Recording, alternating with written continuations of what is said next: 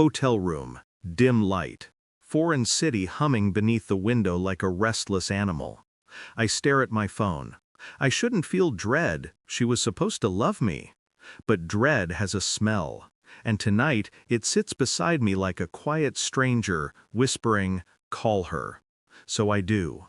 The ringing feels heavier than it should, like each tone is a countdown, not a connection. Click. Not her voice, his. My best friend. Calm. Too calm.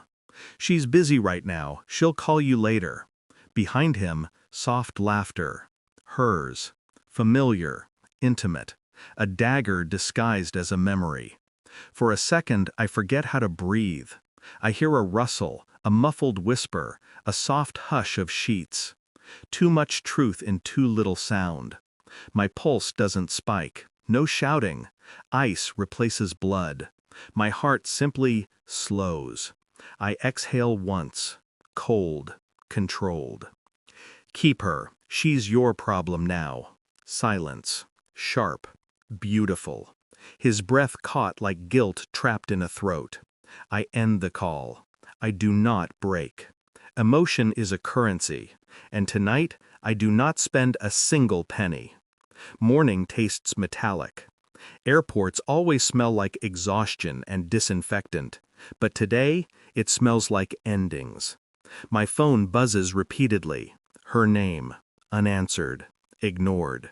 Then a message from my mother. A reminder. Thanksgiving tomorrow. Don't be late. A bitter smile forms. Family. A word heavy enough to bend bone. I walk through arrivals separated from myself by a thin sheet of glass. The man on the outside looks composed, polished. The man inside wants to scream into the marble hall. I go home first, not to her, but to clarity. The bed neatly made, her perfume hanging in the air, too sweet to be innocent. Phone charger missing from my side. 2 coffee mugs in the sink. Lipstick on one, faint. The other smudged by a mustache she once teased me about. I stand still. Stillness is power. Rage is a privilege reserved for fools. Then another call. Not her, my daughter-in-law. Ungrateful voice. High, sharp, dripping entitlement.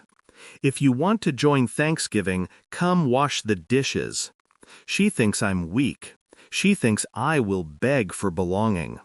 I glance at a framed photo. My wife laughing with her, arms linked like conspirators. Greed always travels in packs. I reply, enjoy. Short, final. She laughs like she's won something. She hasn't seen the storm behind my eyes. Not yet. Betrayal does not shock me anymore. Only confirms what my instincts screamed while I pretended not to hear. I move with purpose. Phone records requested quietly. Hotel keycard logs cross-checked. Bank statements printed. GPS history mapped out like arteries of deceit. I book a flight. Switzerland. Not to escape. No. To prepare. My villa waits there. Bought in silence. Signed under a trust no one knew existed. While she posted quotes about loyalty, I built a kingdom she never touched. I arrive and breathe alpine calm. The villa, the walls of glass, marble floors, the lake beyond, reflect a life she will never inherit. I take photos, not for pleasure, for precision. Then I upload one, not tagged, not captioned. Just enough opulence to choke envy into desperation. My phone explodes. 71 calls. 72. 73. Her name. My friend's name. My daughter-in-law's frantic messages. Where are you? What villa? You didn't tell us you had this. Come home. We need to talk. Need, not want. They want the lifestyle, the access, the benefits of my existence. They never wanted me. I sip coffee by the lake. Pain hums under my ribs. Steady, disciplined. Betrayal sharpens a man. I am becoming a blade. And when a blade is ready, it cuts clean. Evidence arrives like a gentle winter knock. DNA test, phone logs, hotel camera stills. Her hand in his lips on hers. Dates aligning perfectly to my business trips. I do not cry. I do not rage. I simply know. Knowledge is liberation wrapped in fire. When I return, the house is spotless, staged like guilt scrubbed with bleach. She runs to me, fake relief dripping from every movement. "You left without saying anything. I was worried." I hand her the stack of papers. No words. Silence is a scalpel. She flips pages, face drains, hands shake.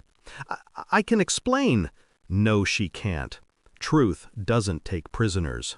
My best friend walks in behind her, summoned like a guilty shadow. He sees the documents. Color abandons him. I look at him once. It is the look of a man who has already buried someone. Not physically, emotionally. Permanently. They speak. They plead. Words spill like sewage searching for a gutter to hide in. I sit, still. A king watching peasants claw at a throne they never earned. Then my daughter-in-law bursts in, entitled panic in her voice. "Why didn't you tell us about Switzerland?" I turn to her, slow, precise. "You told me to wash dishes, so I left the house to the ones who act like servants." Her mouth falls open, no sound. Shock, a beautiful silence. I stand. "The villa is mine alone, bought before I married your mother. You chose greed over respect. She chose lies over loyalty." Their world cracks. I hear it. I place divorce papers on the table, prepared long ago, signed by me already. Her knees weaken. He looks like a man swallowed by his own choices. I show no mercy. Mercy is wasted on parasites. I leave the house. Their voices fade behind me. Pleas, apologies, fear. I do not turn back. My life does not belong to them anymore. It never did. I simply forgot my worth until betrayal reminded me. In the car, the world is quiet, finally. Revenge wasn't anger, it was clarity. They lost access to me, to my loyalty, to my world, and that is punishment enough. I am not broken. I am reborn in frost. I drive away thinking one thing: calm, final.